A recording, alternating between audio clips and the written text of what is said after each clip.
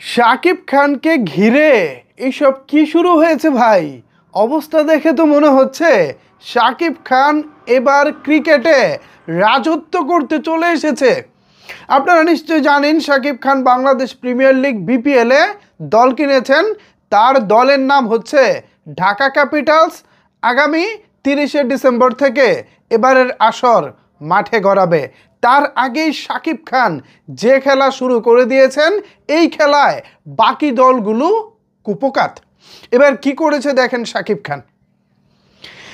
সকল স্পন্সর, বাংলাদেশে যত নামি দামি ব্র্যান্ডের স্পন্সর রয়েছে, এবার সব স্পন্সর লাইন ধরেছে শাকিব খানের ঢাকা ক্যাপিটালসের দিকে।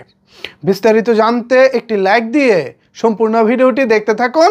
আপনাদের সাথে রয়েছে আমি ওয়াসিম। ভিউয়ার্স, অতি আনন্দ এবং উচ্ছ্বাসের সাথে জানাচ্ছি শাকিব খানের বিপিএল আগমন দারুণ কিছু হতে চলেছে।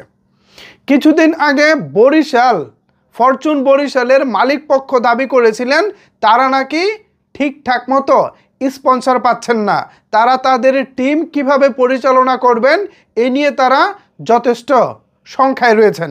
কারণ বিপিএলের মতো একটি আসরে দল পরিচালনা করতে গেলে মোটা অঙ্কের টাকা খরচ হয়, আর সেই টাকার সিংহভাগ আসে হচ্ছে স্পন্সরদের কাছ থেকে। সেই জায়গায় তারা সঠিকভাবে স্পন্সর পাচ্ছে না, এই নিয়ে তারা ক্ষোভ প্রকাশ করেছেন, দুঃখ প্রকাশ করেছেন। অন্যদিকে শাকিব খানের দিকে দেখেন, বিদেশি বিশ্ববিখ্যাত এয়ারলাইন্স টার্কিশ এয়ারলাইন্স রয়েছে শাকিব খানের স্পন্সরদের তালিকায়। এছাড়া বাংলাদেশ থেকে এমন কোনো নামি দামি ব্র্যান্ড নাই যারা শাকিব খানের দলে স্পন্সর করতে আগ্রহী না, মানে ম্যাসিভ আকারে আগ্রহী না এমন প্রতিষ্ঠান নাই, আগ্রহ আছে এমন প্রতিষ্ঠান বেশি।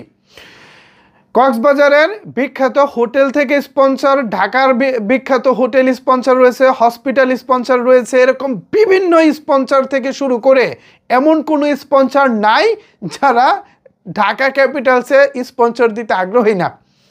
ভাইরে ভাই, আমি চিন্তা করতেছি একটা জার্সি, ধরেন আমার এই টি শার্টটা একটা জার্সি, আসলে এই টি শার্টে কতগুলো স্পন্সর বসানো যায়? একটা জার্সির মধ্যে কতগুলো স্পন্সর আর বসানোই যায়?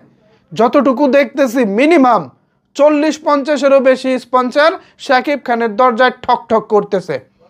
আর এই অবস্থা দেখে আমার কাছে মনে হচ্ছে শাকিব খান বিপিএলে শুধু অংশগ্রহণ করতে আসে নাই, কাঁপাতে আসছে ভাই, কাঁপাতে আসছে। বিপিএলে শাকিব খান রীতিমতো কাঁপাতে আসছে। আপনারা বুঝতে পারছেন বিষয়টা?